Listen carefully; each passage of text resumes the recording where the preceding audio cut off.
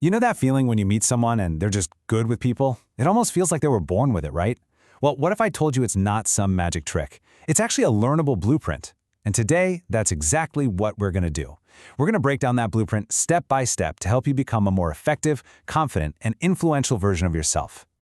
All right, let's start with a few quick questions for you. Think about it honestly. When you meet new people, are you memorable?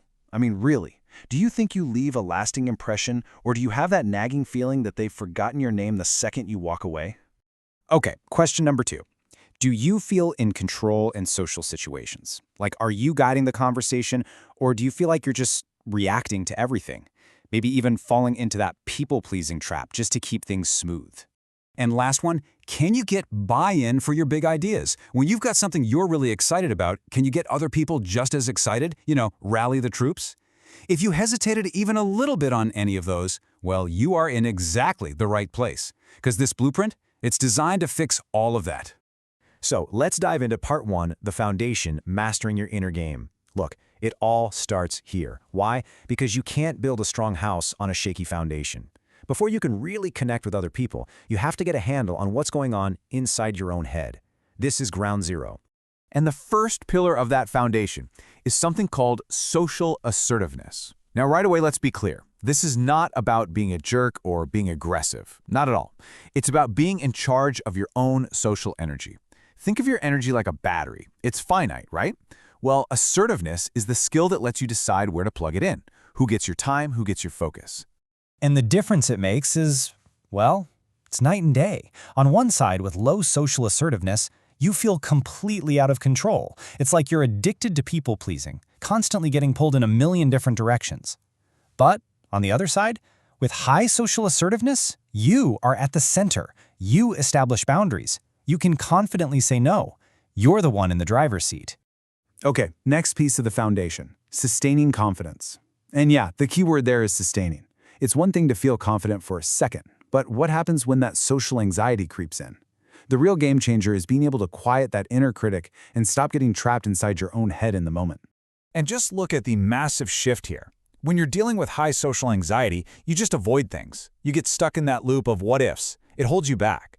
But when you build that sustained social confidence, suddenly those situations feel less like a threat and more like, well, an exciting challenge.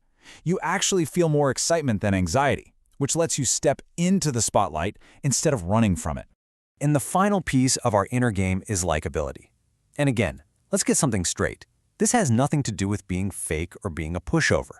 True likability is about being respected and seen as genuine. It's when your actions line up with your words. That's what builds trust. And honestly, when people trust you, they naturally want to be around you. It's as simple as that. All right, so once we've got that inner foundation solid, it's time to start building on top of it. That brings us to part 2, the toolkit.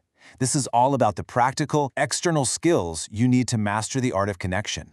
First tool in the box, master communication. And this isn't just about giving a TED Talk. It's the skill of presenting yourself and your message effectively to any group, whether it's 2 people or 200. It's making sure that brilliant idea in your head actually lands with your audience the way you want it to. And believe me, the stakes here are incredibly high. If you're a poor communicator, you often feel unworthy of attention. Your best ideas get lost, you feel underappreciated.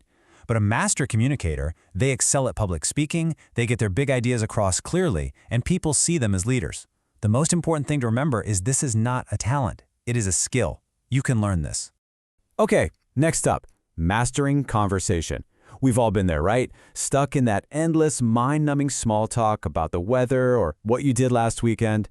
This skill is about leveling up from that. It's about turning small talk into big talk, the kind of deep, memorable conversations that create a genuine connection. So how does that happen? Well, it follows these 3 levels of connection. It all starts in the first 5 minutes. That's your first impression. Get that right, and you move to the next level, the first 5 hours. This is where you're building real rapport. And then, the ultimate goal, the first 5 days. This is where you forge that deep trust and connection, the kind of bond that really lasts. The last tool in this part of the kit is pitching your ideas. And please, don't think this is just for entrepreneurs in a boardroom. You are pitching yourself all the time. Every time someone asks, "So, what do you do?" That's a pitch. It's the ability to confidently talk about yourself and your ideas in a way that generates real excitement. Okay, we've built the foundation. We've got the toolkit. Now we get to part 3, the apex. This is where it all comes together. This is about taking your inner game and your outer skills and combining them to create real, tangible influence and impact. And the first skill at this level is decoding emotions. Think of this as your social superpower. It's being incredibly perceptive. It's the ability to read the room, to catch the subtle shift in body language, to hear the tiny hesitation in someone's voice that tells you what they're really thinking. It's like reading between the lines of human interaction. And the difference this makes is just huge. If you struggle with this, it feels like you're walking through a social fog, constantly missing cues. But when you're exceptional at decoding emotions, it's like you can speed read people. You become highly intuitive. You just get what's going on beneath the surface. This brings us to a word that seems almost magical, charisma. But it's not magic. It's actually a formula, and it's surprisingly simple. Charisma is just 2 things combined: warmth and competence. Warmth is about being approachable, making people feel comfortable and trusted. Competence is about being seen as smart and capable. You have to have both. If you're all warmth, you're a pushover. If you're all competence, you can seem cold and arrogant.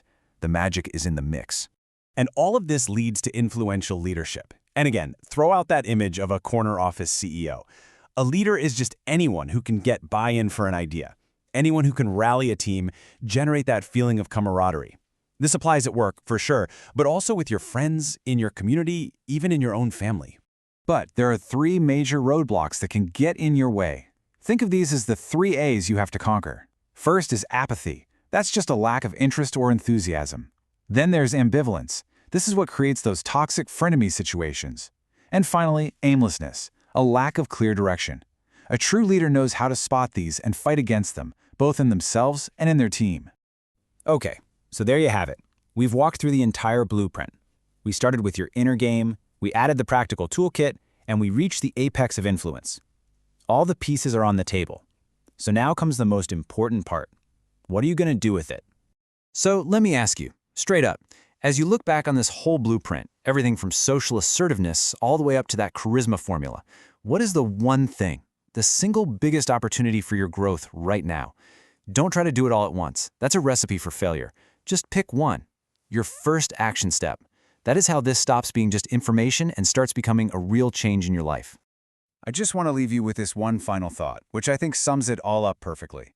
I think everyone has the potential to be fascinating. We just don't always know how. And my hope is that after walking through this today, you now have a much clearer idea of how. You've got the map. Now you just have to take the first step.